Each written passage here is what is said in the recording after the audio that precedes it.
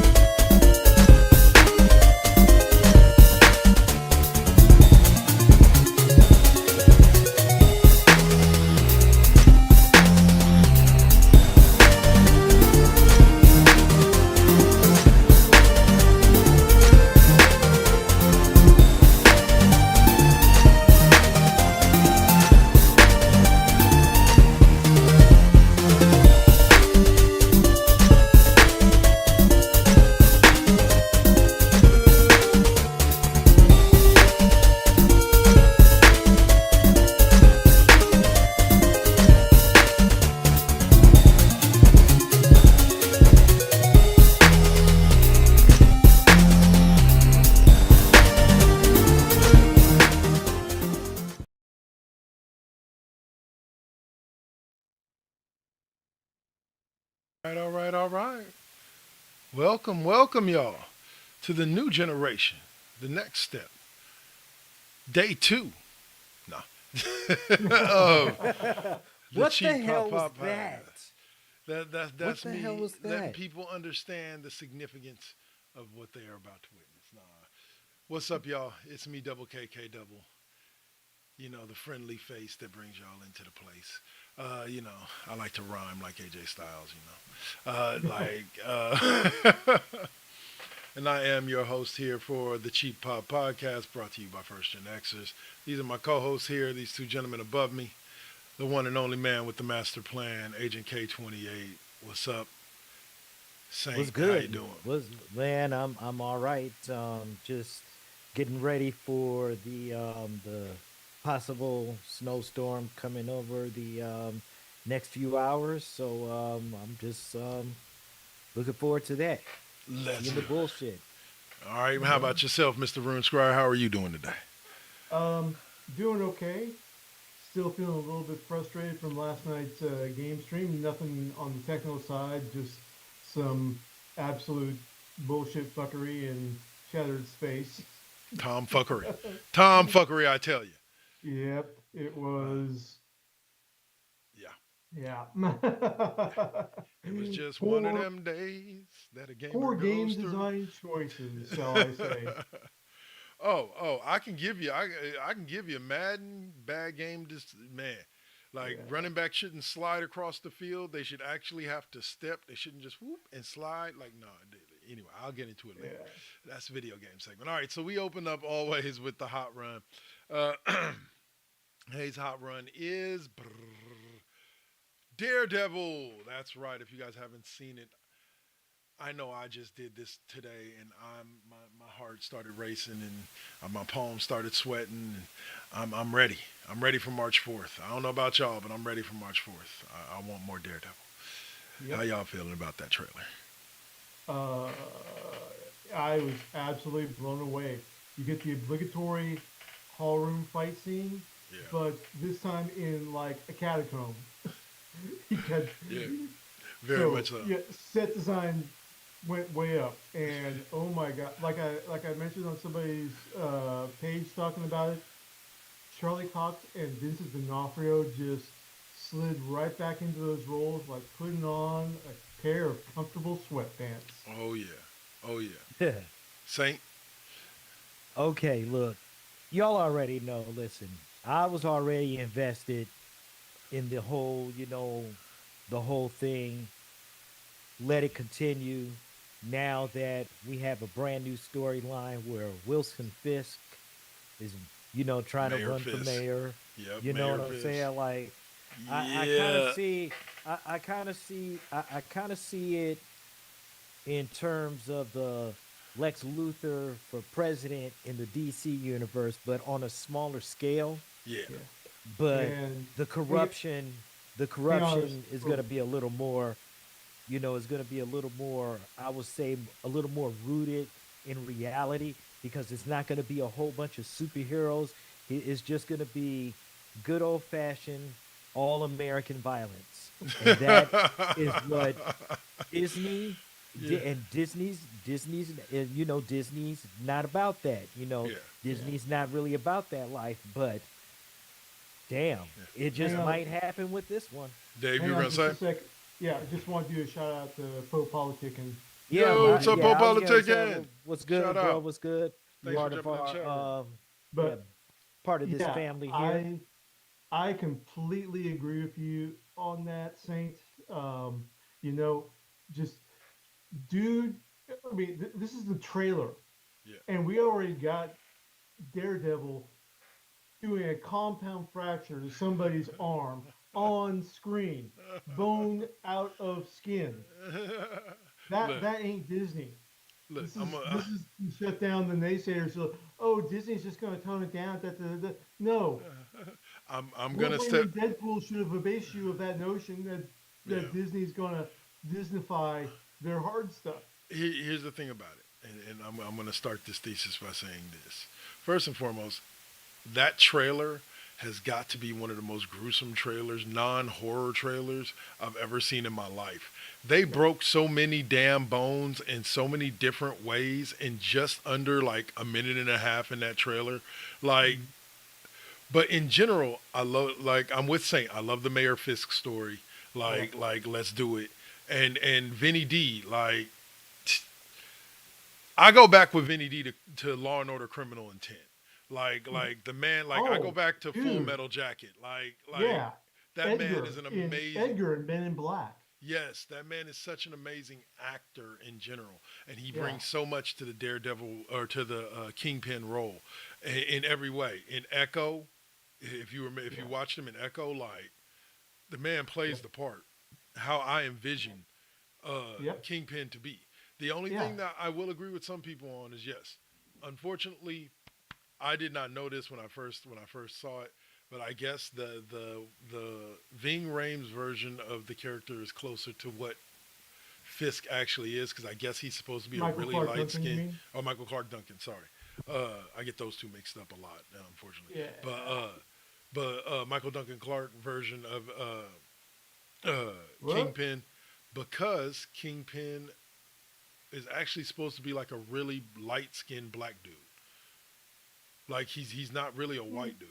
Like from what I've heard at least, like he's supposed to be closer to Tobias Whale Yeah. than not. But anyway, I digress from that. But yeah, so those two are perfect to play the role. Can't wait to see them going at it again. Um, and I will say this to close: if Disney is going to give this much attention to detail and good to Daredevil, then the rumors that I heard about them bringing back Jessica Jones, Iron Fist, and Luke Cage, and Yep. bringing back the original actors for them as well, Except Finn Jones. except Finn Jones, no Finn Jones, We so they're don't. gonna get a new Iron Fist. So Nobody wants Finn Jones back. I don't dang, even think Finn Jones wants Finn Jones back. dang. So That's like, but yeah. I mean, they passed it off. They passed off the mantle of Iron Fist already yeah, in the Netflix run. So you know, that was just. I'll be happy if Scott Buck never Well, touches a well, I word never. processing document to write a script again. I Okay. mean, he wasn't. I mean, Finn Jones wasn't that bad. It wasn't. He wasn't that bad. yeah, It was a combination of the material. It was a combination of the fact that Finn Jones actively did not train for the role. He only spent like a month doing training and said that's good enough. No, man. I mean, the fact that every 5 goddamn minutes in the show, he's reminding people that he is the immortal Iron Fist, weapon of Kunlun. Every 5 minutes. I'm Johnny The Bravo. Okay, fact that yeah. he's I Wata, mean, the well, fact that he's okay. wata, wata. the fact that he's supposed to be this Zen master yet Yeah. whining about all the material things he's trying to get back from his corporation, his fortune, to his childhood crush. Oh, It was a total failure on so many levels. I don't know. You I know, enjoyed it for what it was. yeah. Yeah. Like, But yeah, that let's move on from yeah, that. But and yeah, let's not forget the real star of the Defenders Corner of the MCU, Mike Coulter as yeah. Luke Cage. Actually, what's funny is a friend of the show, a friend of ours, a friend of the Mhm. show, Jamil, actually does not like the cat did not like the casting of Mike Coulter as Iron Fist, or not Iron Fist, but Why as Luke not? Cage. Fair enough. I forget what his exact reasons on. Would love to have him on the show to be able to talk about this like personally, but like yeah, he was not a fan of it. Like, cause That's I'm super hyped if they bring him back. Like, I loved him as Luke Cage. I wasn't the biggest. I read a few of them, but I wasn't like an avid buyer and fan of the Luke Cage comic book. So what I know of the Netflix series is what I know of Luke Cage, yeah. and so like I Mm, enjoyed that, but what some didn't. what yeah, what they really need to do if they're bringing back Luke Cage is they need to bring back that showrunner. Yeah, Just the sheer amount of deep cuts and love for Harlem yeah. that was shown. And I'm forgetting the dude's name offhand, but I mean, I was watching Luke Cage. I didn't realize that Dapper Dan is a real person. Dapper Dan. Yeah, Yeah, yeah. I did not. I mean, that was a totally deep cut right there, Uh, man. And and just getting Method Man on I was gonna say yeah, doing Method some Man was in cameos. there. Yeah, Yeah, that was uh, fantastic. man. And um, Some of us oh do gosh, Yeah. See, yeah, yeah. oh Sorry about that. That's just, yeah. Yeah. Uh, and Mariah Dillard. I can't. Alfre Woodard yeah. as Mariah Dillard. Oh my gosh, what a great turn by her. She was I'm telling you, man. fantastic. Now Yeah, I still got to but go back and watch Jessica Jones because I never, literally, episode one to the end, I never got to watch Jessica Jones. So oh like, I need to go oh back and man, watch that. I need to talk go back about and binge one it. of the talk about one of the best villains in the MCU. Yeah. I mean, if all you know of David Tennant is Doctor Who, you are going to be absolutely jaw dropped All right. for the entire run when you see what he does and everything going through it. Um, and also a great example of this is what writing from the perspective of a woman should be. Okay. It's not stuff that guys can necessarily totally relate to Mm. because it's all about having your agency taken away and being at the hands of a man or society that's manipulating you into certain roles, Yeah. into into staying in your place. So you have to be able to you have to get that. Once you understand that, Mm. then oh my gosh, yeah, it is absolutely Well, horrifying here, here. in a lot of ways.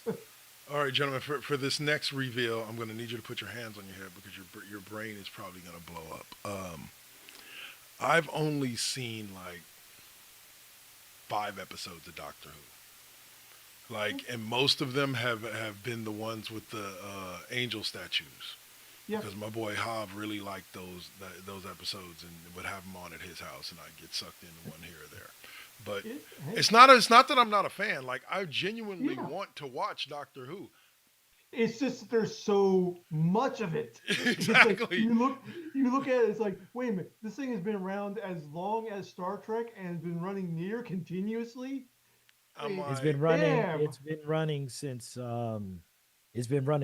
November six. 22nd, 1963. Yeah, wow. literally the day after the Kennedy assassination was the premiere of No, Doctor Who. no, the day of the Kennedy Oh, the day of. assassination. Okay, It I was thought it was the the day Well, yeah, after. But that, yeah, yeah, that's a it little bit is. overwhelming there. Like, Yeah, yeah. I mean, Um, yeah, I have I'm feeling you there. I completely understand and agree with you there.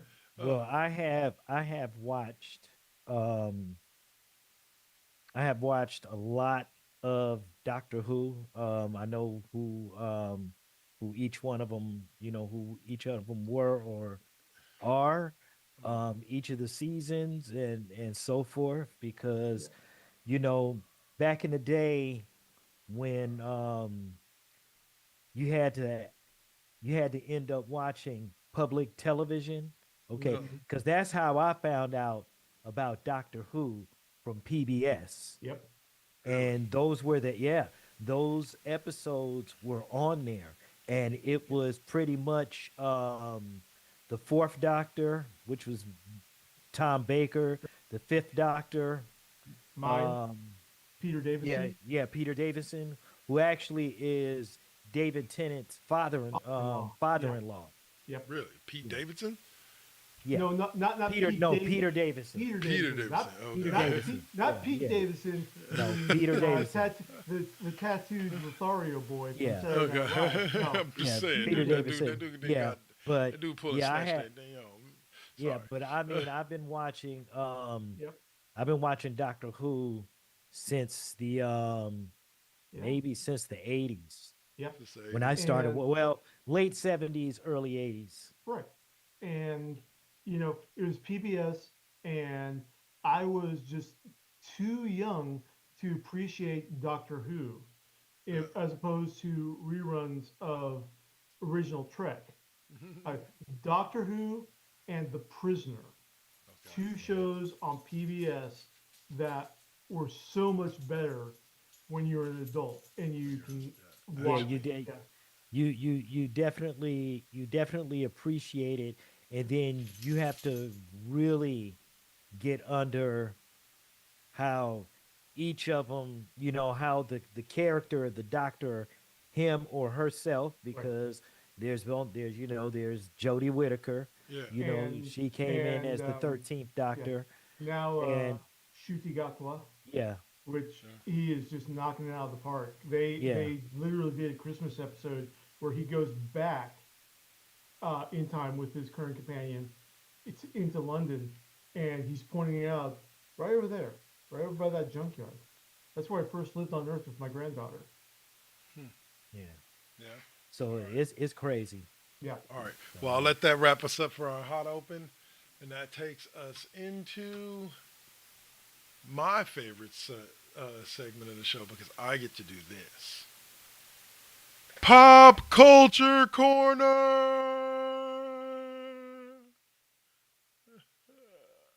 I want to go ahead and give a shout out to the moderator diva, the one and only Jante is in the building. Just wanted Hey, to, Jante.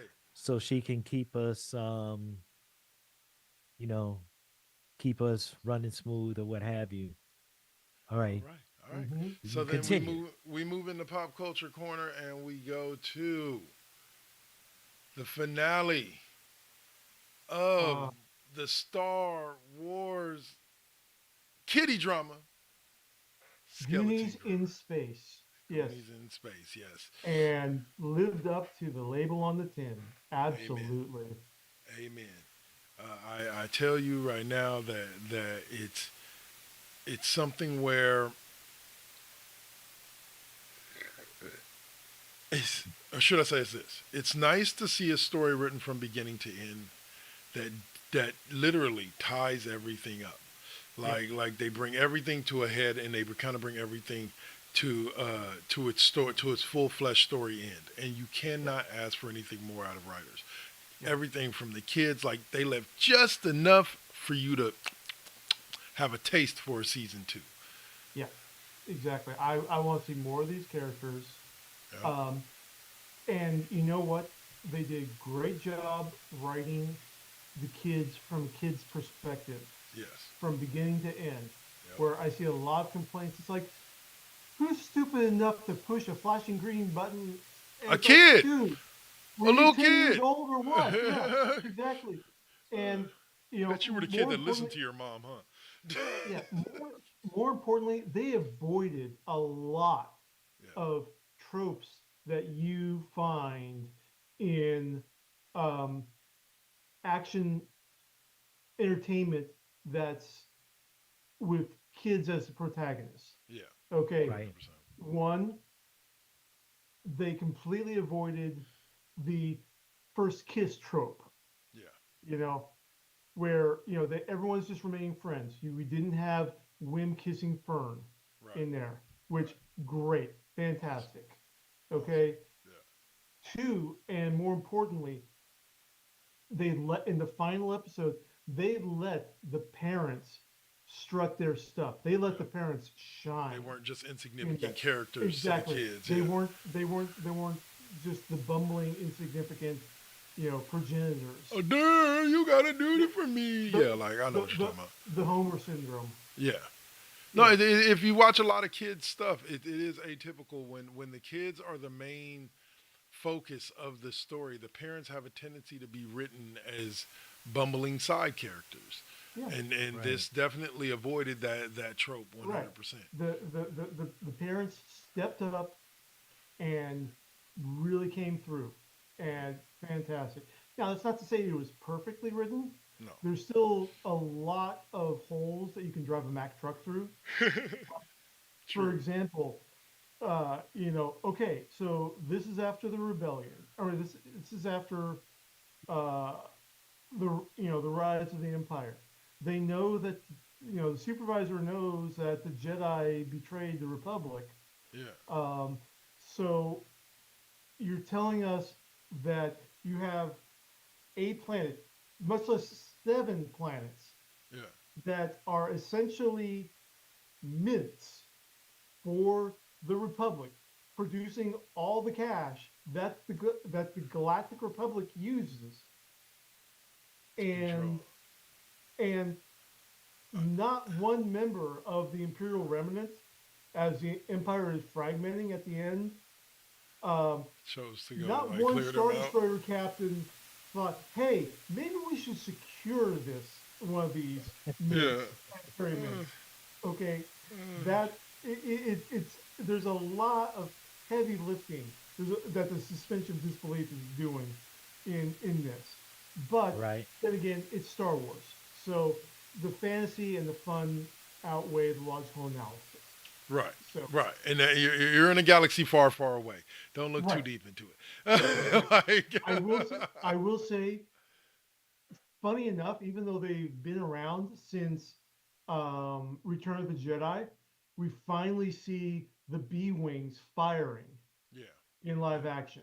We got to see it in Rebels, Yeah. but man, Oh, I I am a B wing nut, and I absolutely loved it. It was fantastic. Those things are like little mini Death Stars for taking out capital ships. The three cannons, yeah. they converge into one devastating blast. Wow. Yeah. I'll say, but another highlight of the entire series is, of course, my boy, formerly known as Steve Urkel, now known as Yes. Jaleel White, Yes. and playing a pirate, and like, yeah, give it to me all You day. want a you want a glow up Jaleel White Yeah. playing a bald cyborg badass pirate. Yep. Okay. Yep. Yeah. My dog. Ur- That's my Urkel ain't dog. playing no more. Nope. But similar to that, can we give a little love out for Neil, the Yeah. little elephant guy? I Yeah. mean, my gosh, the He dude, had some game, man. he had he had game. Yeah, He had he the little was. girl.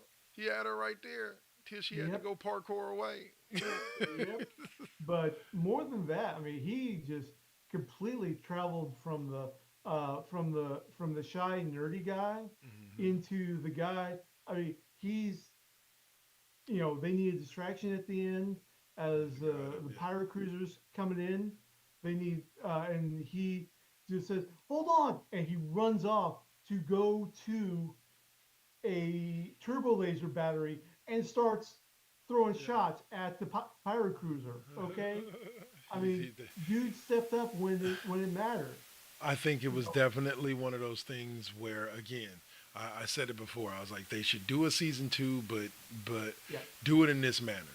yeah. The Stay only away other, long enough that you kind of fade from people's memories. seasons. Don't do Right. another season next year. Do another season in like 2 years, and also give that specifically Whim time, the kid to play Whim time Yeah. to grow up, so you can And use the that's same kid. yeah. And that's another thing. Wim was not a force user. He was Right. not a force adept, despite how much he wanted to be. Okay. And I applaud them for doing that. You know, he's Big not time. force sensitive. Fantastic in there.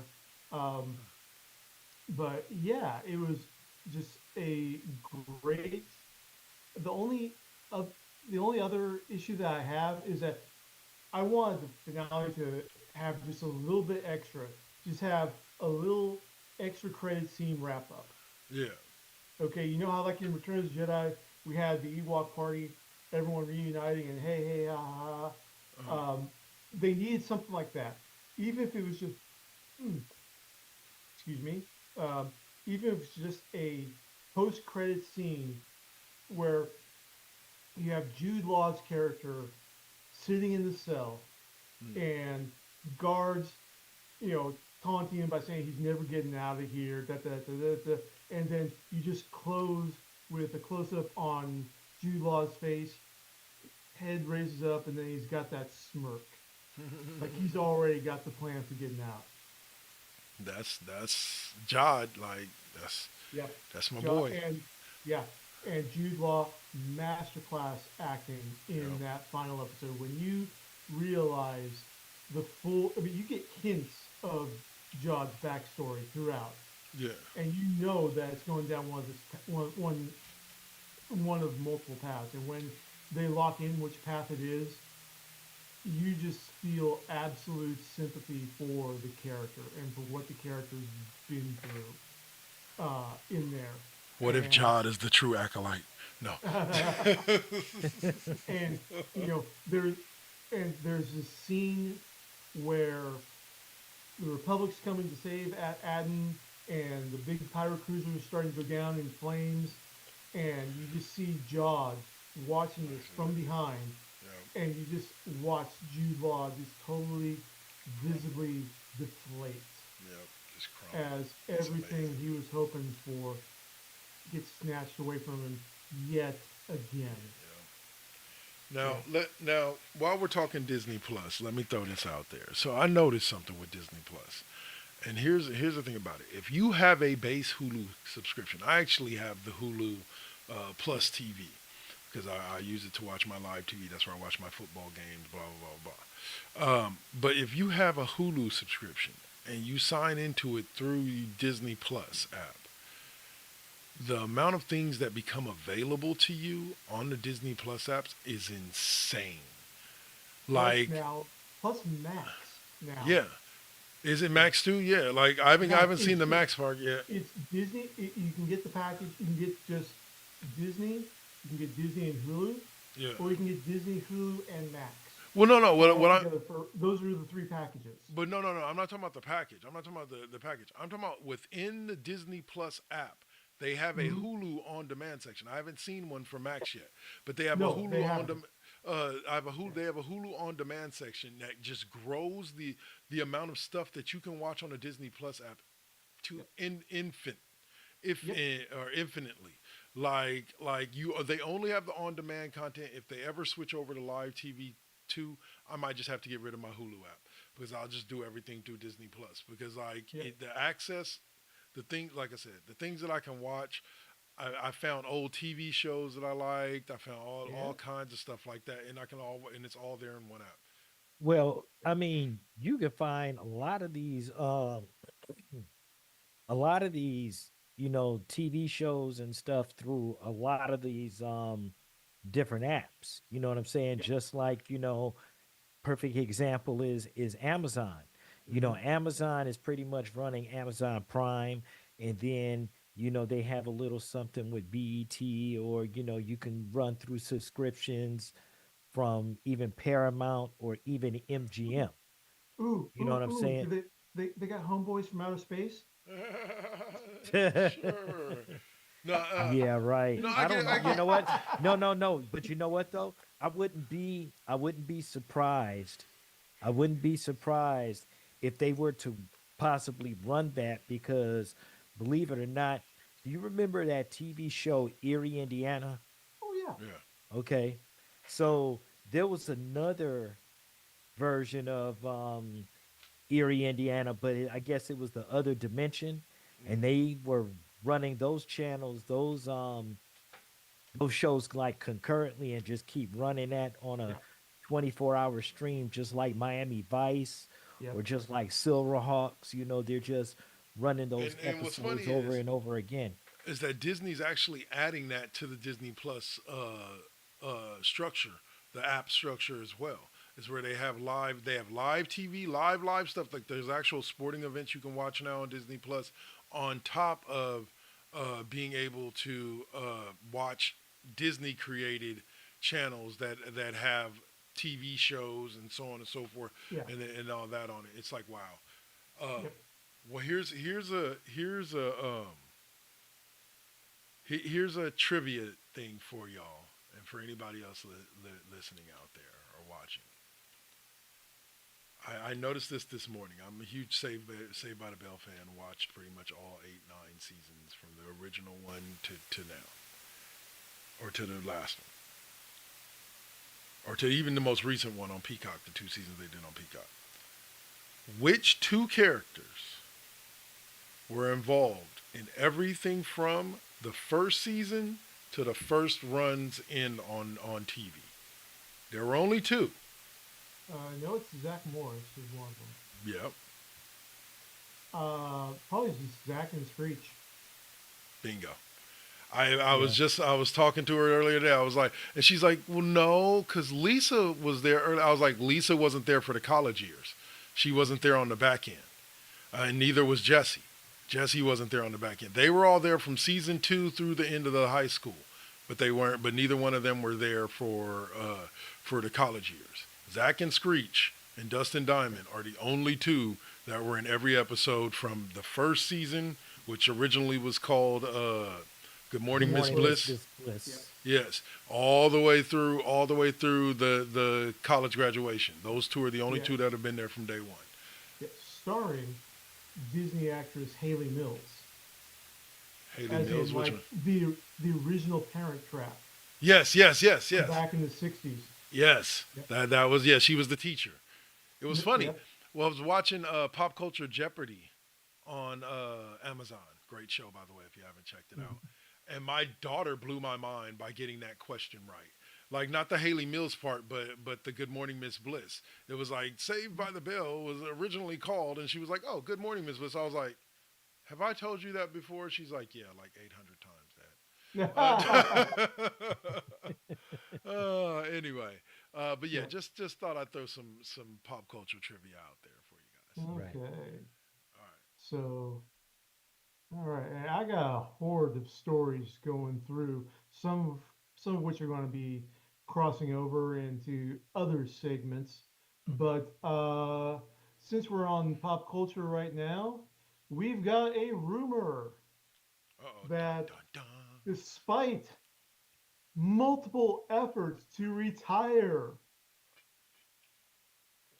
Hugh Jackman's going to be the Wolverine for at least another decade, Dang. including a new trilogy coming to us from Well, comicbookmovies.com. That poor man. well, the running joke was, well, They're gonna make you. he'll be doing it until you're 90. Yep. Yep, Yep. yep. Yeah. I remember Weird Al's Yoda as well. That was Here's here's the thing about it. I don't mind it as long because as he does it's such a great job. right. As that and as long as it's not like as long as it's not every other movie Wolverine shows up in. Yeah. Like give me some space. You gave me Deadpool and Wolverine. Let's wait 3 4 years before I see Hugh Jackman as Wolverine again. Like I Hmm. don't need to see him in a movie next year. No, Right. I think if anything, that's gonna be for the Secret Wars. Yeah. Hmm.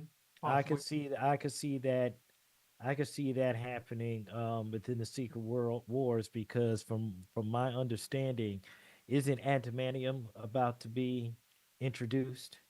Uh, yeah, yeah. That's we'll see. There's so much stuff that's going to be introduced that Yeah. there's so many moving parts for the MCU going forward. We're gonna be getting Who knows at this mutants. Yeah. point? Yeah, Yep. Yeah. yeah. We're getting mutants. We've got rumors of recasting the role of T'Challa, the King. Yep. Um, I'm actually encouraged by the possibility of Aldous Hodges Uh, becoming the new T'Challa. okay. That'd be absolutely fantastic. I've always thought that they should have done this, and I don't have many people that agree with me, but this is how I personally feel in my heart. I've always thought that they should have just went with a multiverse version of the Black Panther, where in that universe, Winston Duke's character became the Black Panther. It's a possibility. Yeah, Like, that. like to me, that would be No, the great. That would be the, like. I think he would slide into that role. I it's mean, it's a good possibility, but um Aldous Hodge Yeah, yeah, I would has love to see him. already, I mean, he's played a con man, he's yep. played winged Hawkman. Sleeper, Yeah, Yeah, um and his performance in the miniseries Cross. yeah, If you hmm, guys haven't watched that, you yep, need to check that shit out. yeah. And yep, of course, Leverage. I mean, yeah, That's where I yep, know him from. Like that. that's He's my dog. Hardison is my yeah. dog. Hardison. yeah, Oh my Yeah. gosh. Yeah, yeah. All right. So, well, and then he also turned in a stellar performance as MC Ren in Straight Outta Compton. Yeah. Very So, true. um, hey, I'm looking forward if he takes the role, yep. if they give him the role, that would be my vote. Yeah. That Yep. would I wouldn't mind seeing it. definitely So, yep, catch my exactly. vote. I don't see I wouldn't be anybody. mad at either. I'll just say it like Uh, that. I wouldn't be mad at yep. either. Aldous Hodge or Winston Duke, like both of them would make Yeah. amazing I Black mean, Panthers. and the fact that that Ryan Coogler was able to rehabilitate the character of M'Baku Yeah. from the Manning. I mean, let's face it, Huh? not yeah, that M'Baku in the comics Oh, okay, okay. was the Manning. Yeah. That was it. Yeah, big black dude wearing the skin and skull of a white gorilla. well, well, Okay, you could also say that, like, you could no, also not go ahead. no, no, not really. Yeah. Marvel's Oh most yeah, the Yeah. mayonnaise. cultural, Shining moment. Yeah. yeah, Yeah, culturally sensitive moment. mayonnaise. But they no. That What I was yeah, also saying is that was yeah, yeah. Now Yeah, because you didn't just he? made now you just made me think about the character, and yeah. that shit just was in my head. Fuck you, Dave, man. Did but didn't he? but it makes you appreciate M'Baku even more, man. Yeah. I mean, come on, Now that he's the well, job that I, Winston Duke and the writers did. I asked this at the end of Black Panther 2. Didn't Winston Duke take over as kind of like the head guy of Wakanda? Well, that was the cliffhanger Yeah, Yeah, for him to take on for him to take the the challenge. mantle. Yeah, So, we would have to, we would definitely have to see, but that's one of those. Well, you know what? We'll take that back because the eyes of Wakanda will be coming up but this that's a year. prequel. That's a prequel. It's not. Well, there's still actually there are a bunch of stories Ah, from what I understand. okay, really. Okay. cool, So cool. Okay. um, there's possibilities. You know what I'm Okay. saying? There's Yeah. I'm here for it. So, I'm here yeah. for it. okay. And my last contribution to Pop Culture Corner, um, of course, past week we lost visionary filmmaker David Lynch, sadly. Twin Peaks, brother. Twin Peaks, Blue the Velvet. 19 Blue Velvet, Mulholland Drive, Yeah. the original Dune. Um, but Yeah. Mulholland Drive is a bad motherfucker though movie. yep. Man. But Netflix co-CEO Ted Sarandos revealed that David Lynch was in the middle of creating a new limited series for Netflix. Really? Okay. Yep. Will it see light of day is the question. It was just in the planning stages. Yeah. So, because it got delayed by COVID, then health uncertainties because he passed away from cancer because he was a prodigious smoker. Yeah. Yeah, it never got produced, but as soon as he was able, we were all in, Toronto said. Okay. So, yeah, and even, his minor indie stuff, I mean, Eraserhead, oh my God. Yeah.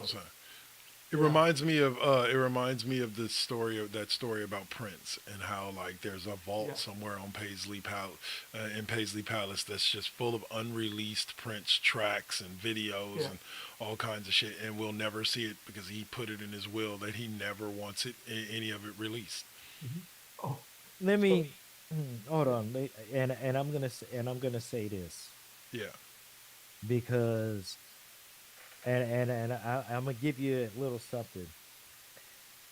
Before Aretha Franklin passed, Mm. okay, there was a movie that she did along with an album which is possibly still the greatest gospel album of all time, Amazing Grace. Now, there was a 1972 film that was done with this album. Yeah. Yeah. She did not want that album released. Wow. She did not. No. I'm sorry, not the album. She did not want that movie released. When she passed, it was on.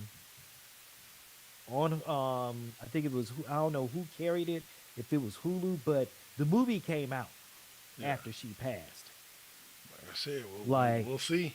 Trust and believe. He been dead what? He been dead what? 10 years now. We ain't seen it. We ain't really seen a lick of new shit. So no, I wouldn't be. But you know what though? I wouldn't be surprised. I mean, I wouldn't be surprised. Somebody is gonna try. Oh yeah, I Somebody's wouldn't doubt gonna somebody's try going it. to try. Whether or not they're going to be Somebody's gonna try successful, it. whole different story. All right, so we'll pause. What's and- up? Oh, one thing, Kahari bringing up Prince. So this is a little bit old, but there was some fuckery at Paisley Park Yeah.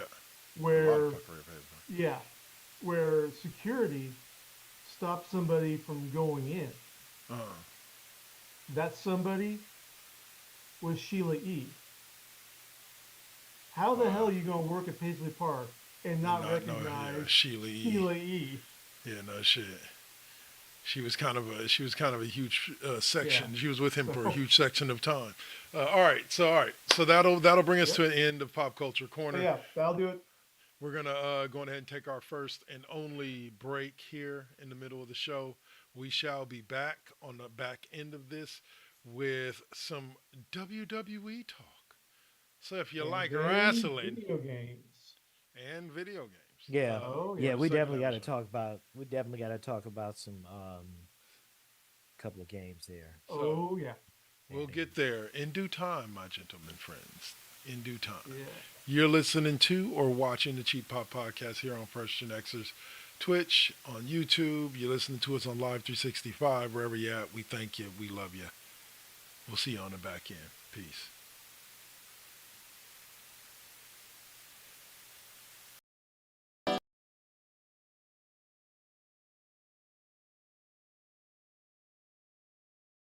Got to, baby, you got to keep it lovely. You got to keep it. You got to keep it lovely. Success comes right after the struggle. I ain't even giving up on whatever I wanted. The tragedies I've seen, I can't even stomach. Most of y'all weak as shit and would've started running. Every time I make it back to the crib, I'm thankful the Most High let me see all of it. Grateful I'm lovely, and I'm being real with this. Please don't judge me. I'ma stay on my shit. I'ma keep a grind mode button button, push it, make it do something. No balls for me, cause I'm a loose cannon. I get to choose camera, switch it up, look up a new banner. Keep smoking on that bama.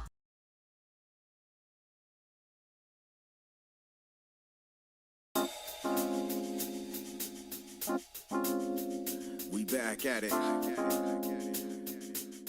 Yep, we still doing it. Poetic beat. First GenXers. Gia. Let's get it, y'all. Come on. We back in the building. It's been a long time cooking in the soup kitchen. And I'm chilling with the same. Dropping these beats, won't stop, nope, I can't. Let me get up in the lab, turn it up. Game on with the first GenXers. What's up? Let's flip on the switch or the Xbox and get up in my zone, I'm clowning. Let me clear my throat for a minute. Shout out to my folks while I'm in it. It ain't nothing but love, it's babe business. I really don't know what's so who ain't feeling this. And this is only the beginning. Now versus then, this is something for the chillin'. Poetic got the joints like McDonald's. I'm loving it. It's the first gen. We're now rocking with Poetic Beats. This is the first GenXers production. Get your PlayStations out. Get your Xbox out. Get your Switch out. Let's get it in, y'all. Holla back.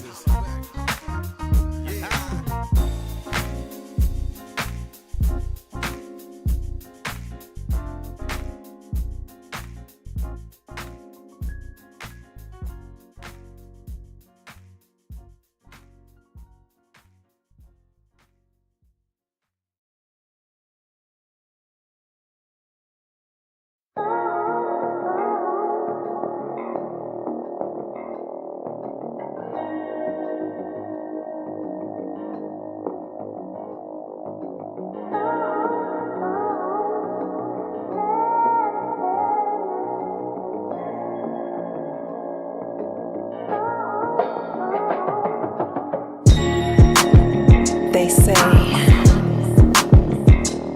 that beauty is in the eye of the beholder. But the definition of beauty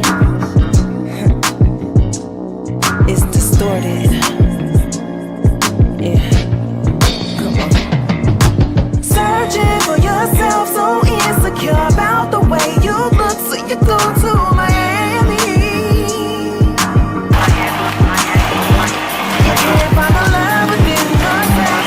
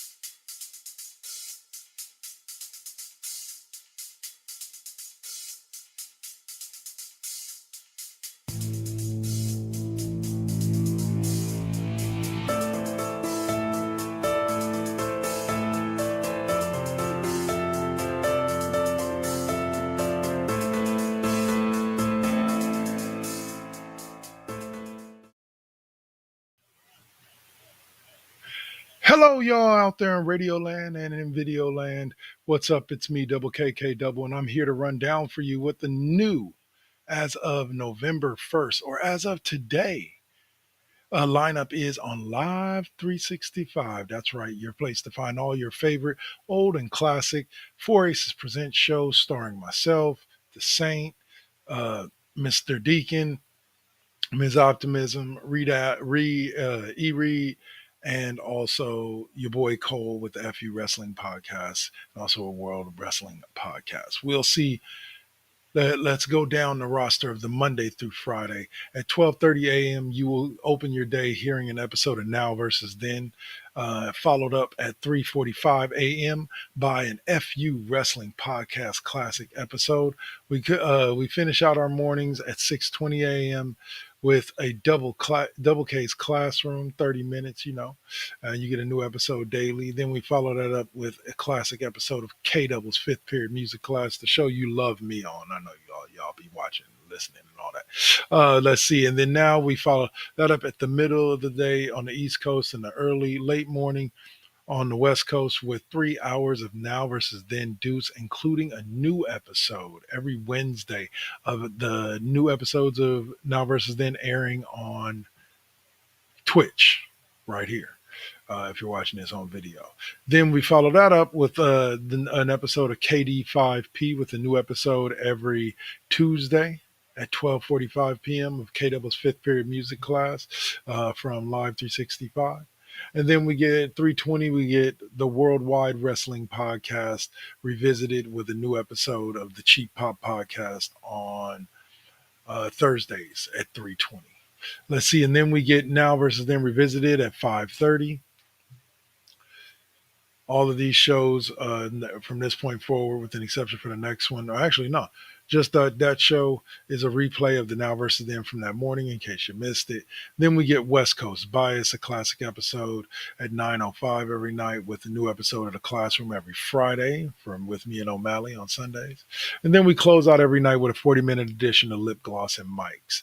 That's all right here on the First GenXers Radio Network, the radio network that brings you the classic episodes from Four Aces Presents Network, radio network on Blog Talk Radio and on Spreaker. You can still catch us over on Spreaker with the podcast. And lastly, I am Double KK Double. Check out my website, 2kk2network.com, to find everything about my network. And I'll see you guys there. Peace. All right, what's up, y'all? And I'm back. All right, so here we go. Last time I hipped you to what was going on Saturdays and Sundays right here on Live 365, and now I'm going to hip you what's going on Monday through Friday. So now I'm going to hip you what's going on Saturday and Sunday. We open up each Saturday and Sunday at 12:30 a.m. with a classic episode of Mr. Deacon's Experience, followed by at 2:40 a.m. Classic episode of Ms. Optimism Speaks. We follow that up with a classic episode. Now, mind you, this is both on Saturday and Sunday. The days don't break apart till a little bit later. But you at 5:15 a.m. you get a classic episode of Brick in a House. Then you can follow that up with an episode of Reality Radio. Then at 10 a.m. as usual, she will stay in the same spot. We got Sam Brett with a classic episode of Sam Brett Radio Roulette or some other Sam Brett related show. We'll follow that up at 12:10 with Mr. Deacon Revisited again. Probably play the same episode from earlier in the evening. Then you're going to hear Lovely Radio at 2:45. And then that's where things kind of change up. On Saturdays, after Lovely Radio goes off the air at 4:50, at 5 o'clock, you have KD5P, KW's fifth period music class, where I bring you music from the 70s, the 80s, the 90s, the double aughts, whatever type of music you like to listen to, especially if you're Gen X. Then we close the night with a 2-hour, 45-minute episode of the Cheap Pop Podcast from back in the day with myself and Alpha, and that will close out our evening. On Sundays, after you hear Lovely Radio, at 4:10, you'll hear an episode of The Classroom from Spreaker, the 45-minute episode version of that show. You'll hear 5:30, the episode of Dirty Talk 101. Yeah, sorry. And then at 7:40, you get an episode of Cheap Pop Podcast Revisited. And then we close the night out with an episode of the Sidebar at 10:10. So that'll do it for Live 365 and everything that we have going on there. I hope you guys have truly enjoyed this, and we'll keep bringing it to you. Live 365, First GenXers Radio Network, Four Aces Presents, whatever you want to call us. We're here, we're live, and we're not going away. Peace.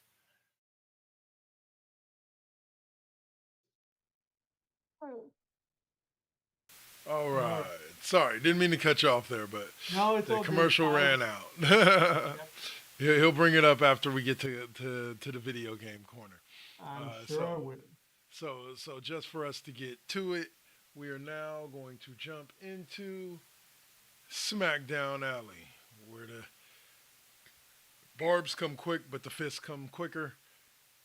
And we're going to talk a little WWE. I know you see AEW pictures in there, but No, we no don't bother voice. talking AEW. No voice today. Just SmackDown Alley. Okay.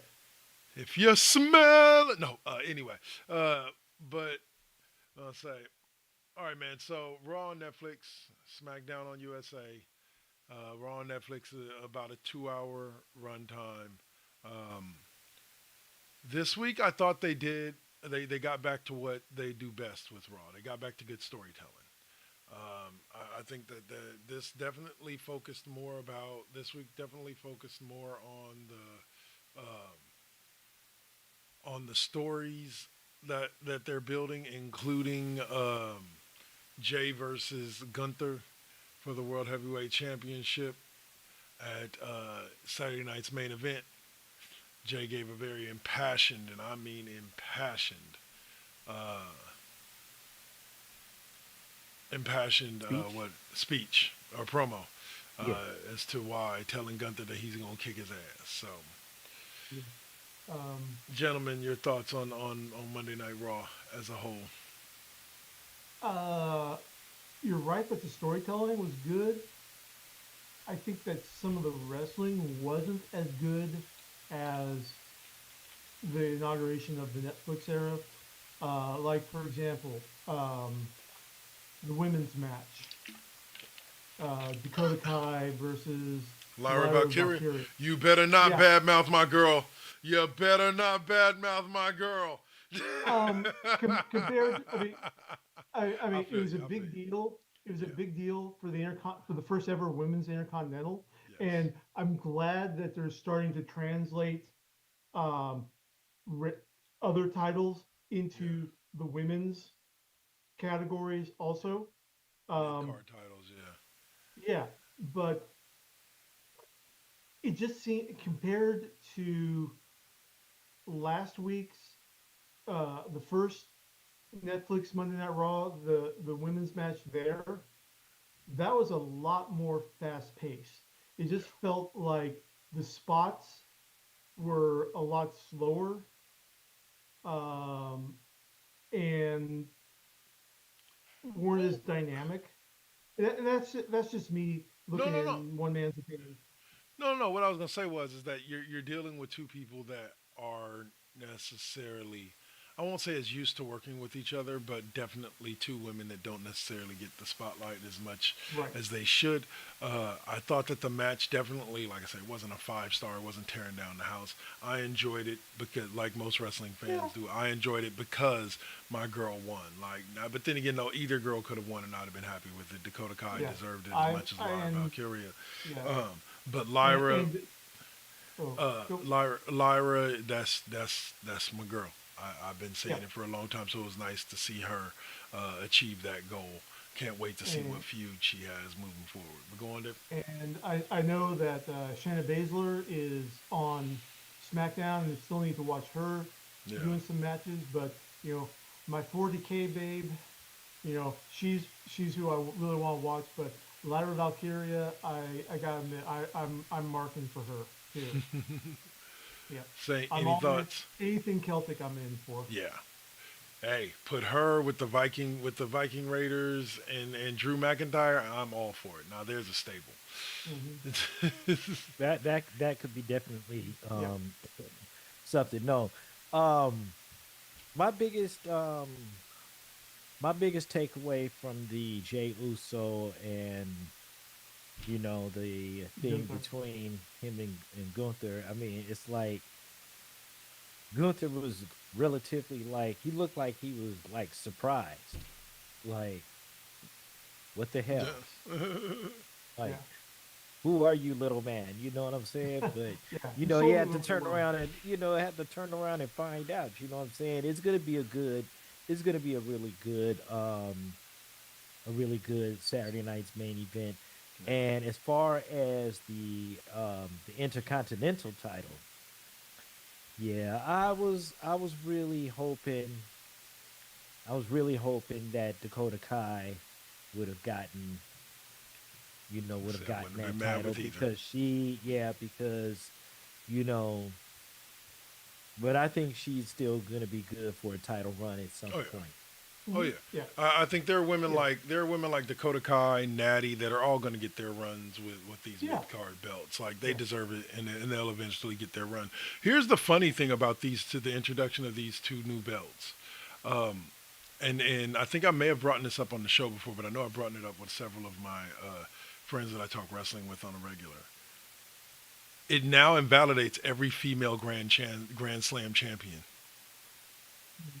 because now there's two belts that they've never had because those belts never existed.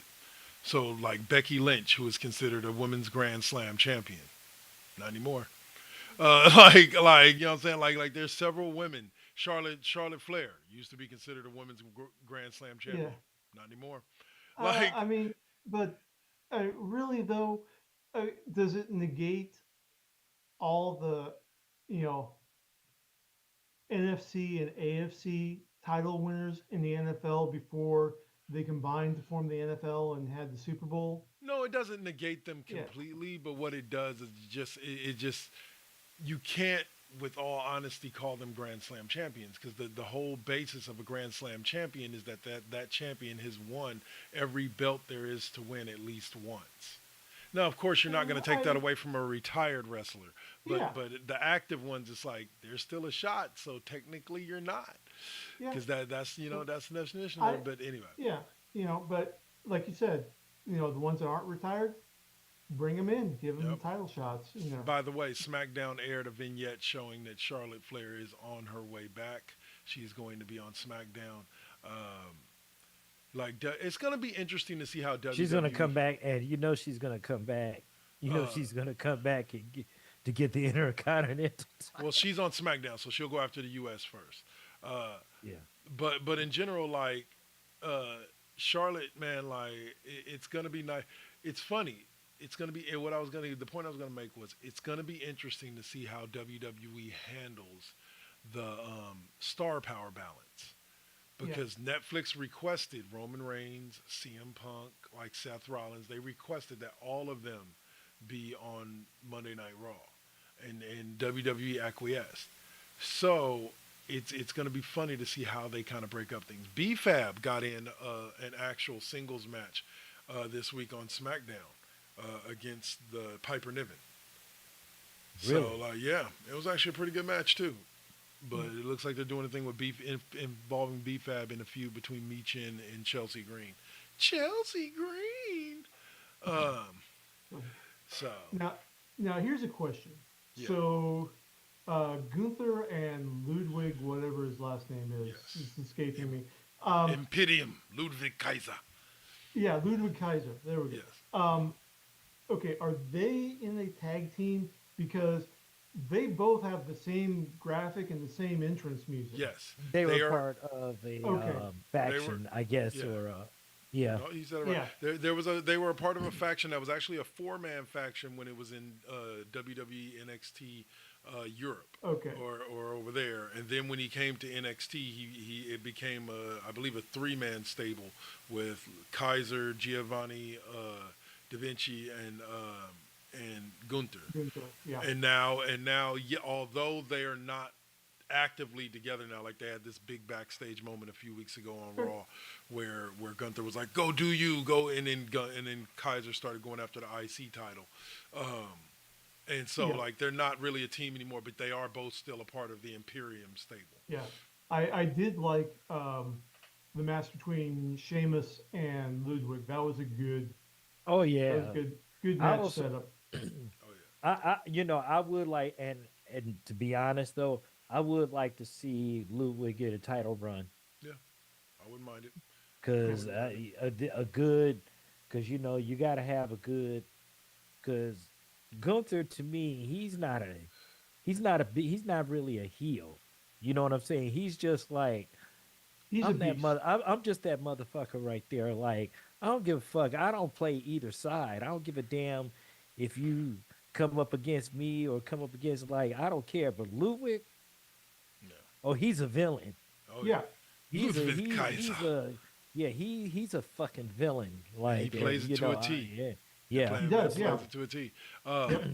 we also had now this is the part of Raw that I've kind of waited to get to outside of the Lyra Valkyria. I love you, girl. Well, I'll say the debut of Penta. Yeah. I thought that they did a good job with him.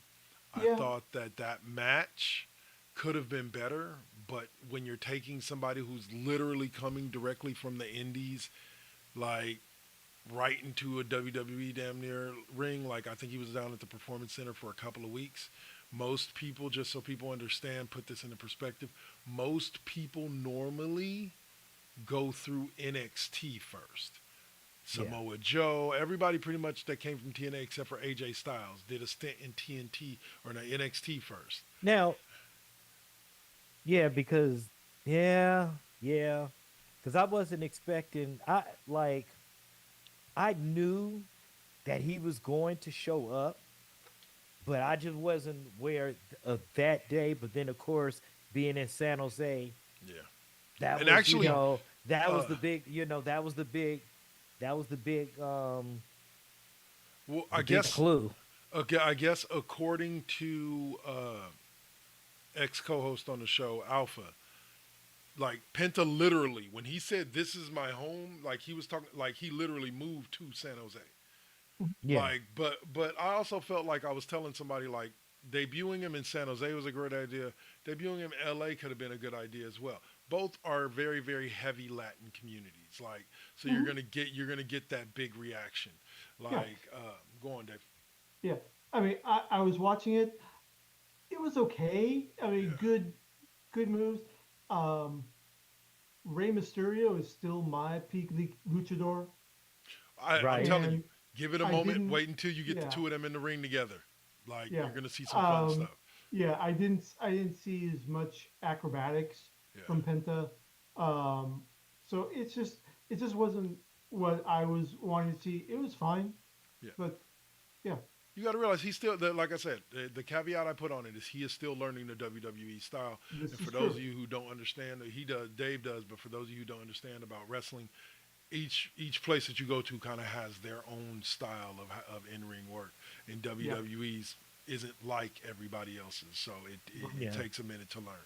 But for yeah, in general, he did a pretty decent job. They put on a hell of a show, and for a yeah, man with a language barrier with the crowd, well, not really with that crowd, but with the yeah. American audience, he gave a hell of a promo, Oh, he a did a lot of great promo. charisma That and I energy. mean, even with my 2 years of high school Spanglish, I was like, oh yeah, dude, Yeah, yeah, let's that was do a it. great promo. Yeah, So and he has a brother by the name of Ray Phoenix, who's a little bit smaller and he's a high flyer himself. That's due to come. He's currently locked up in a contract with AEW because he's injured. So, mhm, but as soon as he can but get out of that, he's coming right along with him. yeah, but also too, you have to also take in consideration too, though, and Bailey, even Bailey being there, Yeah, yeah, that especially well, from that was her a good night. background, Yeah, you yeah. know, Bailey, part of big time wrestling, BTW. You yep, know what I'm yep, saying? and yep. That's yeah, and the Nia Jax calling her out. It's like, um, on the BBL, that was that was hilarious. Big beautiful Latina, yes she is. Anyway, but no, I thought that they definitely showcased Bailey all this week. If you actually followed her, she was on Raw and had her altercation with. They talked about this a lot on Friday. It was building up to her championship match against Tiffany Stratton on SmackDown. mhm, She had a Yeah. physical confrontation on Raw with Nia Jax and all that. She had a physical confrontation on NXT with Roxanne Perez, and then she also had the physical altercation, or she had the actual match on SmackDown with Tiffany Stratton. That yeah, unfortunately she lost, but so it's still Tiffy time for those of you who want to know. Yeah. Um, Yeah, I'm hoping that she's gonna have somewhat of a decent run. odds are good she'll keep the belt till WrestleMania. Like Yeah, odds are really 'cause- good she'll keep the belt to WrestleMania. Cause And they'll build her strong. Cause her physicality Yeah. is like awesome. Like She's amazing. I really love it when she does her when she does those high flying, swanton bombs from the top of the fucking elimination chamber.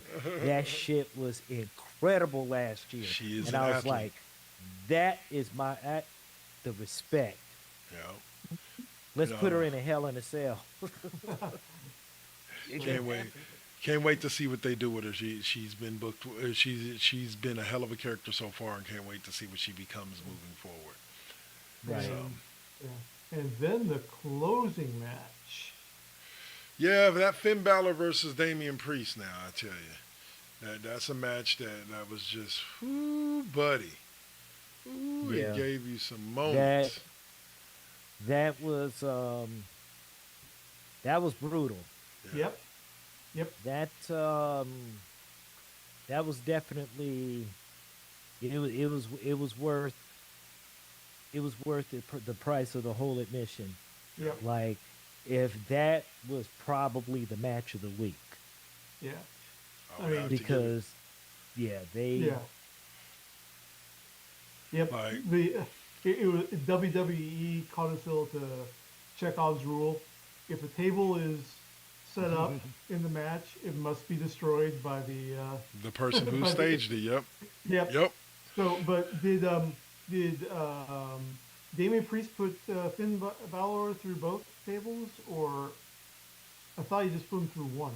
I think he put him through one. I thought he put him through the announce table too, or somebody went through the announce table. Yeah, all I the mean, tables got well, broken. I remember that. That announce table, no, the announce table didn't get broken. It just, they got that hard plastic They're reinforced now. Yeah. right, shell. The table doesn't get broken. The shell gets knocked off, and then you got another weapon that you can use. Yeah, I tell yeah. you, like that. Here's the part that got me right. Damian Priest hits Finn Balor with the sit-out power bomb from the top of the thing through the table, right outside the ring. Right. Yeah. I walk out the room, right, figuring they're gonna need a couple minutes. They're gonna be rolling around. Maybe they're about to go to commercial, whatever. I come back and Finn Balor's on a stretcher, and I'm like, Yep. what the hell? Like, and they're wheeling him out, and I was Yep. like, I Neck hope brace and dude everything. didn't really. I was like, I hope dude didn't really get hurt. And then I saw Damian Yeah. Priest jump out the ring and go start beating on him on the thing. I was like, okay, Yep. he's okay. Yeah. All right, cool. That was So, that was a good sell by both of them yes. in there. And yeah, we got an extra 5 minutes in this match, sure. It was a great way to end that match. It was a great way to wrap up Right. that feud, because I truly do hope that feud is over for the time being. It doesn't need to be over for good, but over for the time being, because Right. yeah. Yeah, Like- but definite setup between Judgment Day and who's Damian Priest's tag team buddies now? The War Raiders. They haven't given the team War a Raiders. name yet, but Yeah. the War Raiders, the current Raw Tag Team World Heavyweight Tag Team Champions. Yeah. Yeah. Now, Oh, if you God. notice, everything on Raw, with an exception for the Intercontinental Belt, is the World Heavyweight. It's the World Heavyweight title. It's the Women's World Heavyweight title. It's the Tag Team World Heavyweight titles, and then you got the Intercontinental title, or then you got the IC title for the men and the IC title for the woman. But everything else is the World Heavyweight. Now, everything on SmackDown is the WWE Championship. It's the WWE Universal Heavyweight Championship. Then comes the SmackDown WWE Tag Team Champions. Then you got the U.S. Championship and the Women's U.S. Championship. Yeah. So they've now themed all the belts to be identical on both shows and separate from each other. Go ahead, Sarah. Yeah. Dave. That's the point I was Okay. making. But I mean, like I said, I'm glad that the women are getting more than just women's title and women's tag team title. Yeah. But at the same time,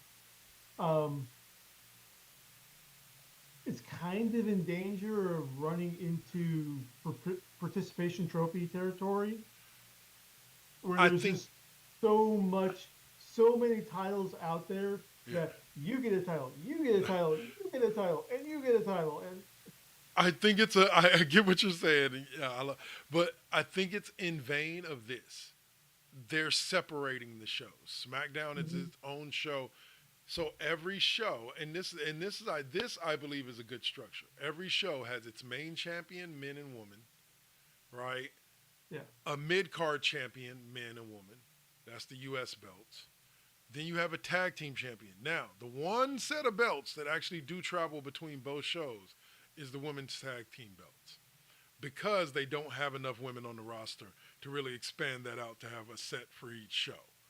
But I believe that the goal is to continue building the women's division till you get enough women and enough female tag teams that you don't have that each branch, NXT, Raw, and SmackDown, can have their own women's tag team belts and men's tag team belts. I get what you're saying about too many belts. It becomes too many belts if they're blending the rosters. okay. If you're working with one roster and two shows, yeah, you don't want that many belts. You're getting on the ridiculous side. But since each show is going to be its own entity within itself, it makes sense to have as many belts as they have, because it gives each show its own complete roster of belts. And Yeah, I and can, don't- I can and- understand it from that. I can understand it from that perspective. Yeah. Yeah, and don't forget there is one other belt, but two other belts, but it's on a whole different show. Yeah. And that's the speed run. Mm-hmm. And you have the speed champions, but Well, you got to the me Speed that's kind of Championship, like, you got, yeah. Oh, sorry, you gonna say you got Speed, you got NXT, and NXT has the same structure as Raw and SmackDown. They have a main men's and women's champion, a mid card men's and women's champion, and then the women's tag team belts. The women tag teams on NXT compete for the tag team belts that are on same belts that are on Raw and SmackDown. So it's the same. It's almost, and they have the men's tag team NXT belts, same structure. But yeah, I sorry, Shane, didn't mean to cut you Yeah. off. Like No. You're good. You're good. Yeah. But all right. So, but yeah, and I think that this comes down to the problem of contraction, Yeah. in that we don't talk about AEW Yeah. on here, or NJP, or NJW. Japan, yeah. New Japan Yeah. Pro. So there's really no competition in WWE except for competition between Raw and SmackDown. They literally Yeah. Vince McMahon figured this out in the yeah. mid '90s Oh, and yeah, understood he was the only competition for himself. I remember. I remember Teddy. I remember that. Well, no, I'm saying Vince realized after he bought WCW from Yeah. Ted Turner and whatchamacallit, he was truly. I genuinely here's what's funny. When I found out, and I found out like everybody else on Monday Night Raw, that that the McMahons had bought, or that Vince had bought WCW, right? I love the storyline that they did with it, but here's what I always thought: they should have kept Nitro as its own show. Like, they should have never enveloped it all. Like, I understand from a business standpoint why they did it. It would be like holding on. But in general, for the wrestling world, it could have created an interesting dynamic if Nitro remained its own show. That was that WWE, the WWF superstars appeared on from time to time, and vice versa, but kept them as two separate shows. But then again, though, they also you were had just frozen. ECW. You were just frozen for a couple seconds. Oh, sorry. But then they also had ECW and SmackDown at that time, so they really didn't need another show. But I always thought that would have been an interesting way. But now, effectively, that's what they're doing with Raw and SmackDown and NXT, is they're making them their own individual brands and shows on their own individual nights with their own aesthetics and looks and their own champions and rosters. Yeah. I love that idea. If you have a big enough roster, I love that idea. Yeah. Right. Oh, and I know I'm blanking on the dude's name, but who general manager of SmackDown, Teddy Playa. Oh, you're talking about Teddy Long. I'm Teddy like, he's not Long. the current. There He's we not go. the current GM, but yeah. Oh yeah, no, I remember that back in the day. You got a match with the Undertaker, brother. Yeah. No, Holla at your player. Yeah, I remember back in that day, like when you were saying when WWE first bought WCW and they were trying that, Yeah. in consolidation for the first time. Yeah, I remember that in there. So And that's what I'm saying. Like where it's like I think if there's anybody that understands how to do it properly now, and Triple H I think is doing exactly that. He's trying to run all three as their own show and their own entity. right. He tried it a couple years ago with Survivor Series. And I think that was a test run. I don't, Dave. I know you haven't been a fan or not a fan, but you haven't been watching really a lot recently. Yeah. But like 4 years ago or 5 years ago, they did this whole thing where Survivor Series was brand versus brand. So it would be Raw versus SmackDown, right? Yeah. And then one year they decided to do Raw versus SmackDown versus NXT. So every match, like they had champion versus champion. So it was the NXT champ, men's champ, the NXT, the Raw champ, the SmackDown champ. Same thing with the women's, and they had this match where Triple H was trying to promote NXT basically not as just as a developmental brand, but as a third solo brand, Right. akin to Raw and SmackDown. I think Yeah. we're seeing that again, Exactly. except they're not shoving it in our face the way that they did during that time. I think Oh, yeah. NXT has become its own brand, just like Yeah. Raw and SmackDown now have their own unique looks, and they are their own unique brands. So, all right. I'm with that. Yeah. So that'll wrap it up for SmackDown Alley. We're going to get over to Dave and Saint's favorite segment of the show, and that is... Dun, dun, dun, dun, dun, dun. No, wait a minute, no. Dun, dun, dun, dun. Yeah! In the Legend of Zelda. Terrible, man. What's up, y'all? Welcome to Video Game Reviews, Cheap Pop Podcast style. We have a couple gentlemen who have a lot to offer this time. So this week, hold on. There we go. I am going to let Mr. Runescrier kick us off. You had a couple of games for us, sir, or a couple stories for us there. Okay. We got a shall be lot right of back. stories coming through us from the web. Okay, so let's just lead off with some video game fuckery.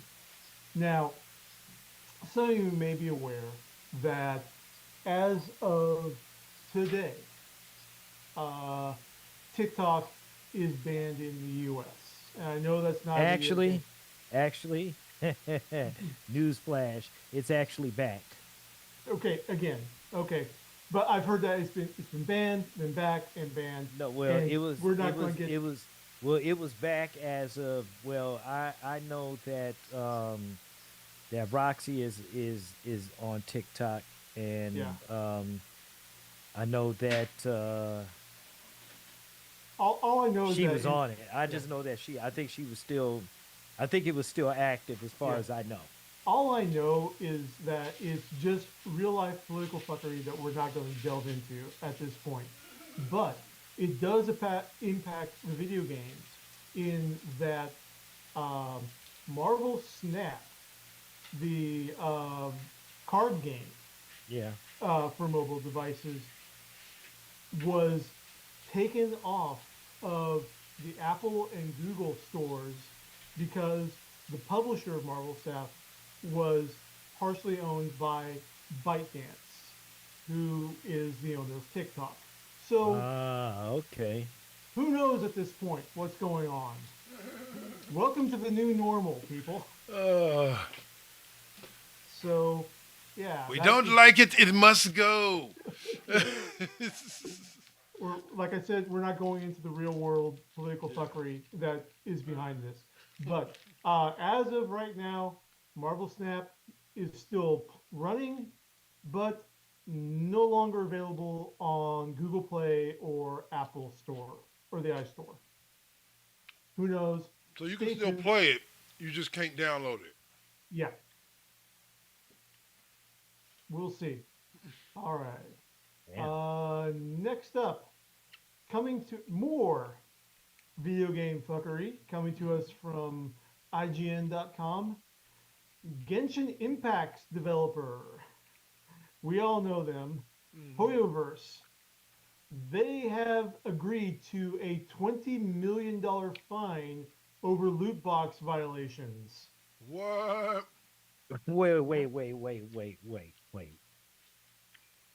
Loot box violations? Yep, levied by the FTC. See, senor. What kind of bullshit is that? Well, what kind of bullshit are loot boxes to begin with?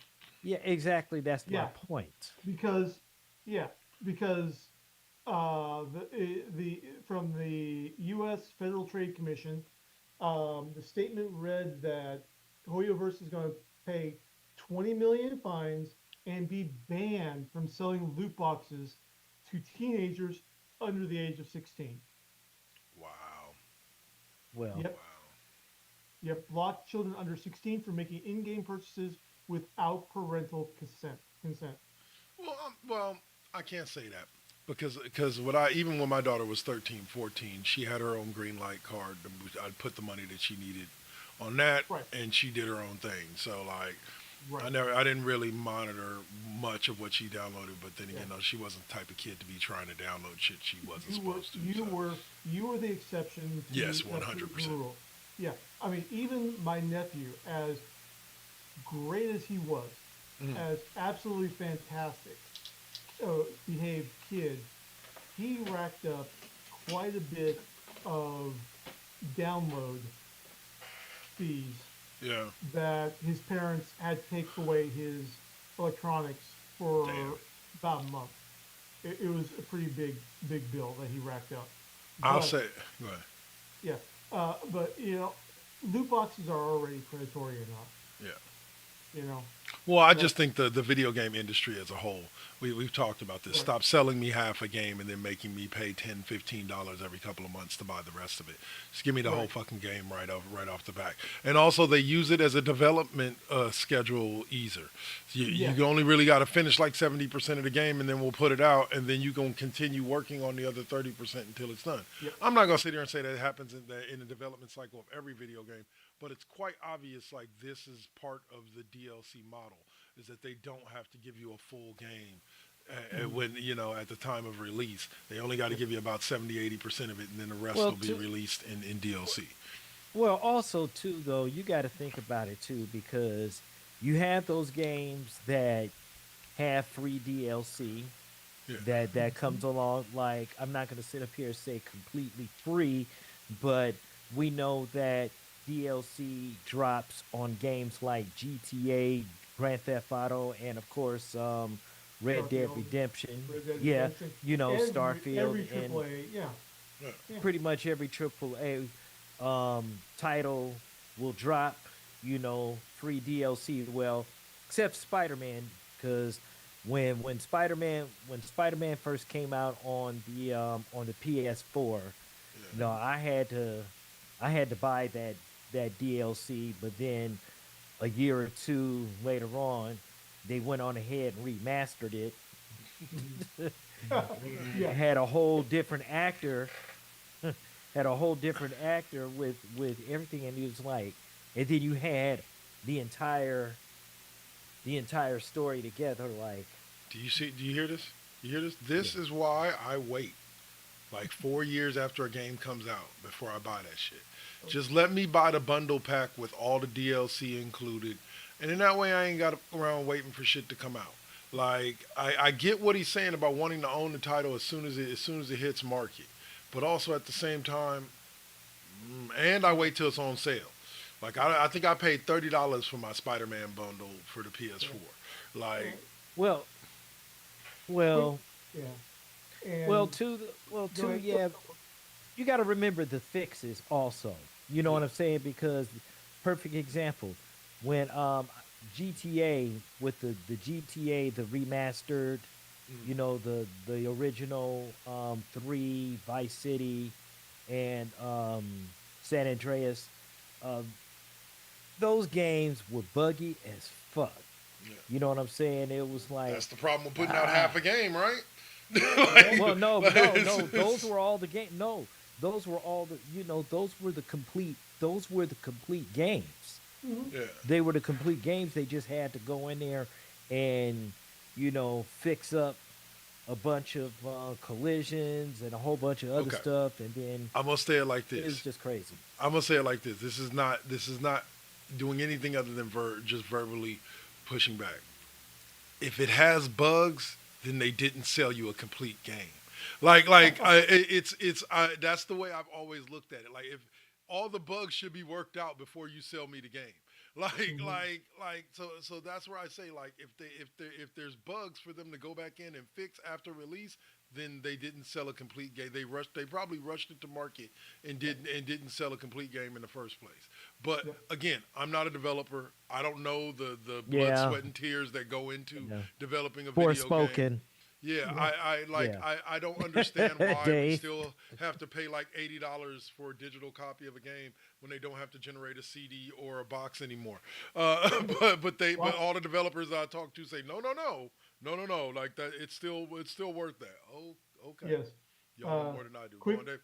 quick pitch. Watch my Starfield live play from last night to see Dave wandering around for like half the entire 2-hour broadcast dealing with board game design and bugs for Shattered Space in Starfield. So, but aside from that, slight Spider-Man tangent.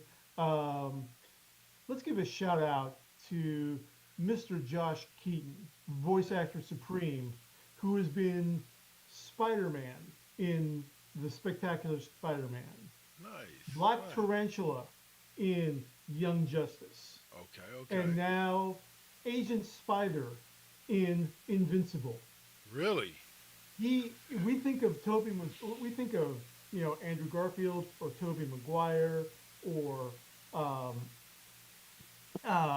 Holland as Spider-Man. No, this guy has been Spider-Man through multiple instances of and pastiches of the character through animation and video games.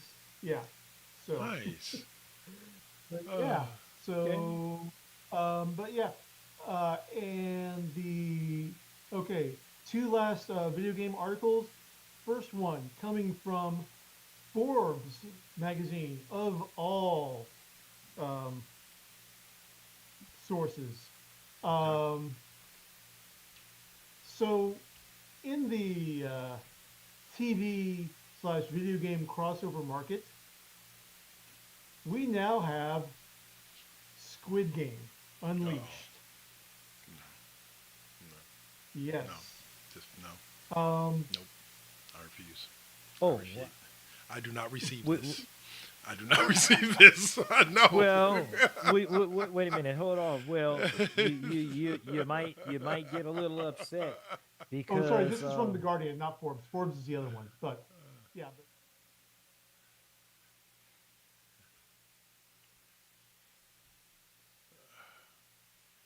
They made Jeopardy into a video game, and it's actually pretty fun. So I don't know.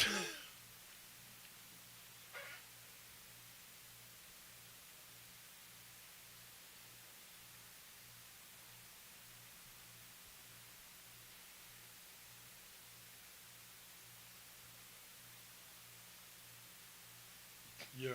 Okay. Yeah.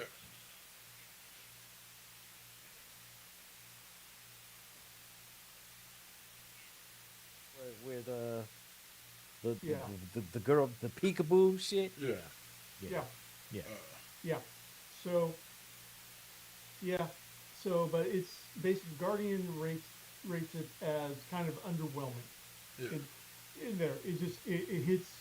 It doesn't hit the same as the original show, I can. or as season 2. All right. And that was that your last one, or you got one more? Nope. Last one.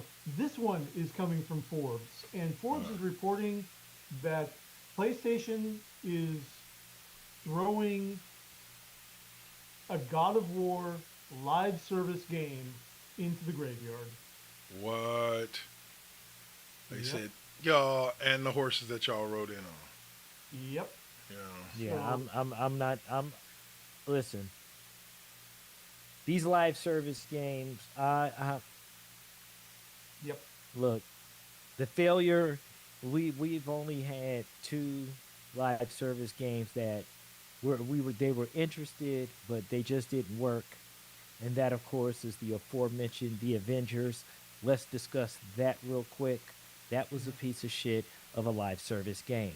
But then, lo and behold, then you get Suicide the Squad. Suicide Squad. That's fine. And you know what? They just dropped, they just finished dropping the last part of Yeah, that game, Okay. and it's over. And yeah, trust and believe you me, the game is actually pretty good. I'm not gonna front. right.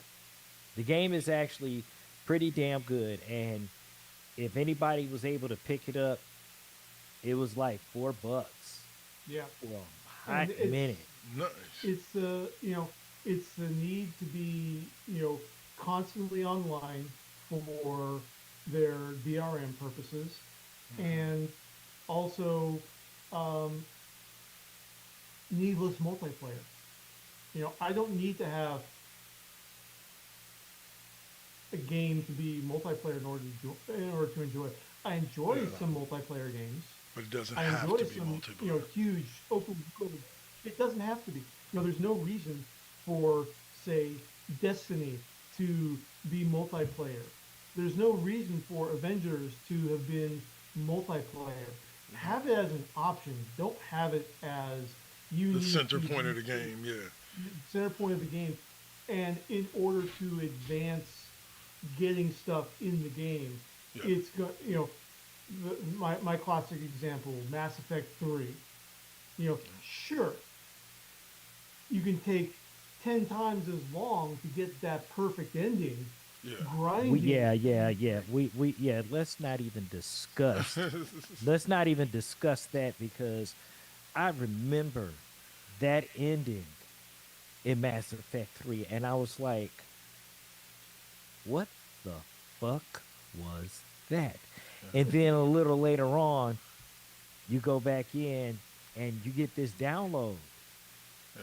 It's like an alternate, like a total alternate ending, like the director's cut or some bullshit like that. Man, I was pissed, bro. Here- I Here's was, the, I was, I was mad hot, man. here's the thing about it. Like, definitely, like, you definitely. I have an issue. I think, and I blame this on the original James Bond game. That I love the game. I love playing the game. GoldenEye on the N64. Oh, yeah. Beautiful, amazing game. But I think it ruined it because for some odd reason, it told gamers that everybody wants to play multiplayer, split screen, like Well, shoot 'em ups. And instead of giving us games that have robust stories and an option to be able to go online and play with your friends, you're now getting games that are more about going online and playing with your friends and very little actual storyline to it. right, and that's the thing. It's the wrong lessons learned by the industry, Yeah. and more importantly, the wrong lessons being learned by the C-suite Right. for And Yeah, AAA developers. yeah, I'm always gonna be like, don't get me wrong, I do like some multiplayer games, especially, just with your friends or what have you. But me, I'm always gonna be the single campaign, because you rush me on a game, you already know what time it is, man. Yeah. I'm coming to kill you And until and I get you off the game. and it's also the bait and switch Yeah. on a lot of stuff. Like, for example, Destiny. I mean, I dropped that, after playing for a while and realizing that there were zones I had to go through where other people were automatically in those zones competing for the same resources Yeah. and same objectives. And so it's like, oh, well, That's fuck. fun for some people, but Yeah, not for dude, everybody. yeah, dude, random scrub just killed my objective. I gotta wait another half hour for him to respawn now. Yeah, Let that's me go. retarded. Let me go do other stuff. I'll come back. Oh, look, someone else just came in and killed him right as he respawned. Well, fuck And that, this. my friend, my friends, is what we call tomfuckery. All right. So, gentlemen, Saint, you got anything else for us? Yeah, just real quick. Go for I it. just wanted to take note of a game. There's a game I did stream this afternoon, and I'm hoping that you guys might get a chance to get into it. It's a game called Gigabash, and it's a four-player. Well, I mean, it could be up to four players, but it's a game where you can do, like, how can I put it? It's a combination of Power Stone and a little bit of the War Between Monsters, which was a game back on the PlayStation 2. You Okay. have all different types of titans fighting it out, destroying cities, and you have extra characters. There's Godzilla, Mecha Godzilla, two different Ultramans, but it's a really good, decent fighting game, and Nice. it's called Gigabash, and Gigabash. yeah, it's off the hook. It's Approved by really off the Saint. hook. There you go. Yeah, All but right. that's about it. And Dave, you got anything else for us video game wise? No, that other than my frustration with Starfield last night. So that's All um, right. you know, when there there was some bad points at the end with a crucial mission you need to advance Yeah. the storyline in. Um, and it was. It just was Uh, insane, huh? yeah, you gotta go. You gotta go find this abandoned camp. You gotta search for evidence, and there's four pieces that you have to find. Yeah. Okay, um, that's perfectly cool, but you don't have any hint as to where those pieces are Yeah. until you get within a certain, um, you know, just a few, like a meter or so close to them, and Okay. then you have to examine them, and that's again cool. The problem is that there's this overriding um, um, quest point Mm. that's like 13 meters above the camp. Okay.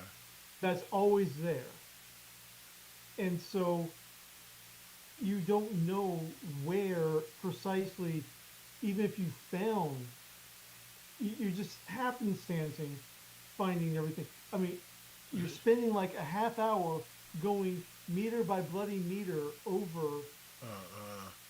the entire camp, just walking and then to cap it off, there's the bug. It looks like there's a bug where something that's supposed to be there and is critical to advance. It's one, I've got three of the four, and the fourth one ain't showing. Mm. 15 minutes straight of me just walking around in a circle looking for this stuff, looking online at the hint guide to where this, final clue is supposed to be. Right. And no, it's not there. It's not there, See, huh? that's what happens. That's what happens Yeah. when Yep. we get into these kinds of games with extra DLC, Yeah. and you're looking for stuff and you can't find it, and it's just like it's a big ass waste of time, and then Exactly. you come out frustrated, and then you end up looking at somebody else's video and be like, No, it was that simple. why the fuck Yeah. yeah, Yeah. so And you know. and the other bullshittery I was dealing with last night was that, you know, the whole thing with Shattered Space is that you're getting into the religious fanaticism of House Faroon. You're finding out about them, their history and everything. There's interesting allegorical ties to the fracturing of Islam after Muhammad's death, where you have the shattering between Sunni and Shia over who should be replacing the prophet, um, which is fine. It's cool. It's nice, but the problem is that it's so much religion being, the Varun religious society being pushed and Yeah. preventing you from proceeding. You've got to deal with all this religious stuff Yeah. going on. Like, okay, they screwed up trying to contact their great serpent. They created like this, you know, interstellar void that's consuming their planet. Yeah. And so you're trying to unfuck things up in there. Yeah. You've got, Unfuck you. yeah, you've got a solid scientific approach. You know what needs to be done to go do it. But the Right. entire thing is being held up because some random NPC had a vision that you have to go talk to this missing the missing leader who got sucked into the void when the experiment went bonkers. You have to go talk to them before you can do anything else. Right. Before you can conduct the science that you know you need to do to Yeah. do the thing you need to do, you essentially need to go get confirmation that yes, this is the right thing to do from the societal leader who's been sucked into the void. And this religious person is not letting you do anything. It brings everything that you've done to an absolute halt. So you go into this cave that wasn't there until the disaster happened. You go into the cave. It's this labyrinth cave that, and it's a cool setup trying to find, this basically phantom where you have to follow the air trails to the location. You go in there, you step into the light, go into the void, talk to the religious leader in there, and then the missing guy, and then you get transported back into the real world cave, and then the Zerg swarm hits. Literally. The Zerg swarm hits. You have to run for your life through this labyrinth. You have to remember where you were going, where you were coming from, as you're running for your life from things that are in mass and will literally kill you within 3 hits.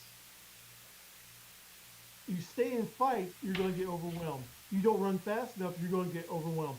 You make a wrong turn, you get overwhelmed. Yeah. There's no path guidance as to how to get out of there. You take a wrong turn, and all of a sudden, the waypoint that you were going for, it's somewhere else. Damn. Let's add on to that there's an optional mission to complete while you're running for your freaking life of causing a cave-in by destroying certain parts of the cave that also has waypoints that they're trying to get to you. I don't get so well let me ask you let me ask you this. So how far are the distance of these waypoints? Like it varies because it's just very badly implemented in my opinion.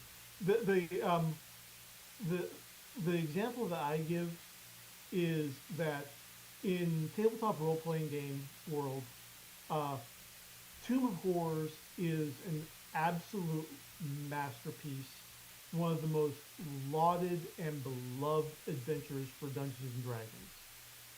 But there is some absolute bullshit that happens before you even get to the tomb. You are going to the tomb, to the site of your adventure.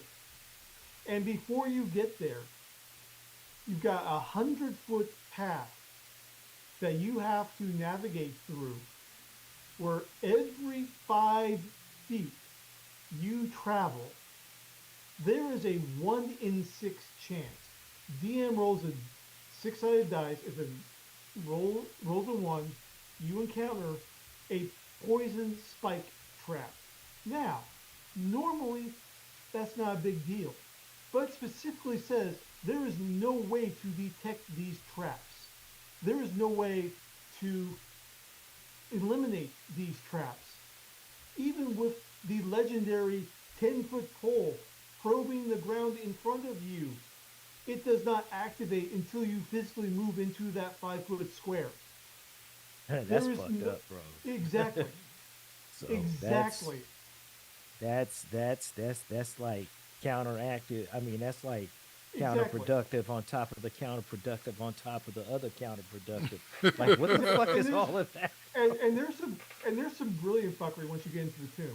Okay, there's this classic thing where there's a huge statue or on the wall, bas relief that has this um, open mouth, and it's just blackness inside.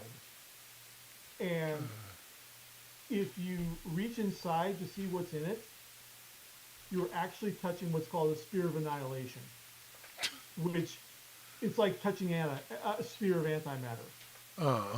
Now, that that is, in my opinion, that is legal. Fuck around and find out. Yeah. You are not stupid enough.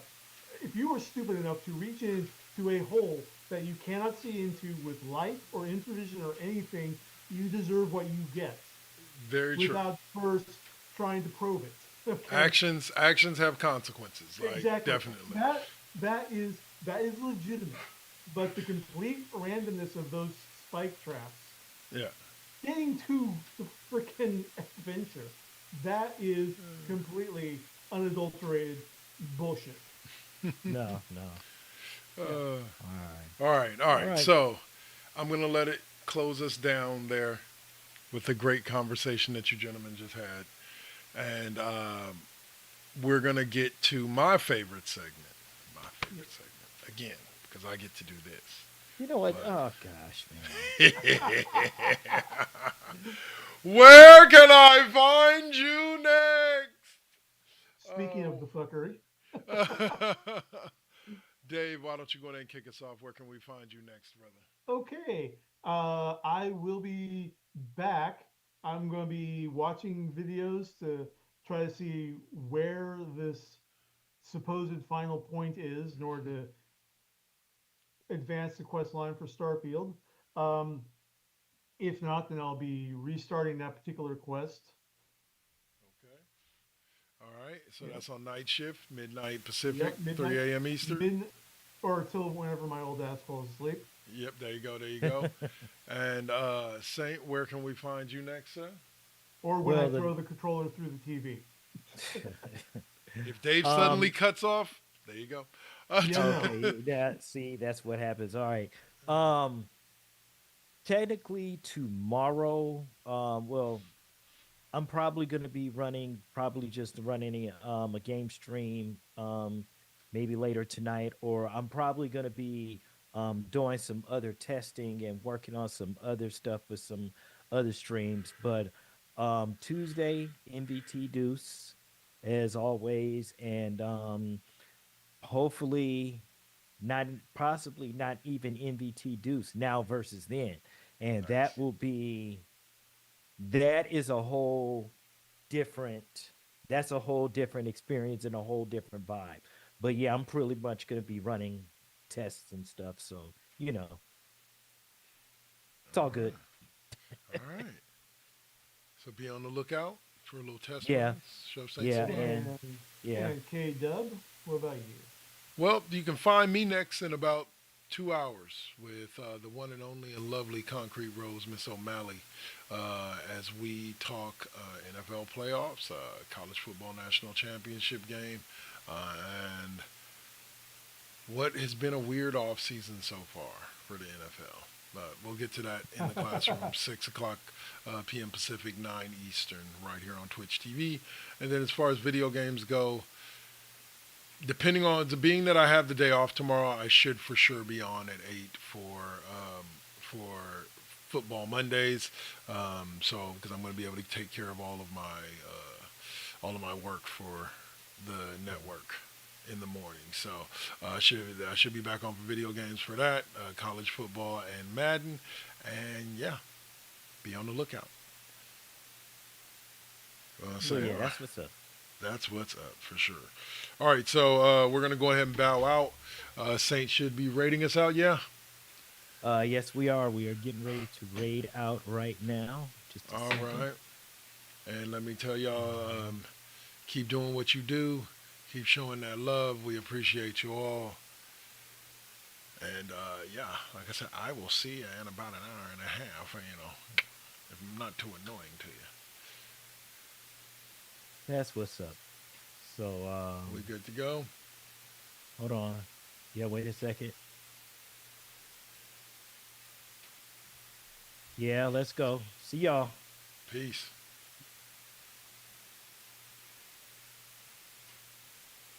Okay. Come on.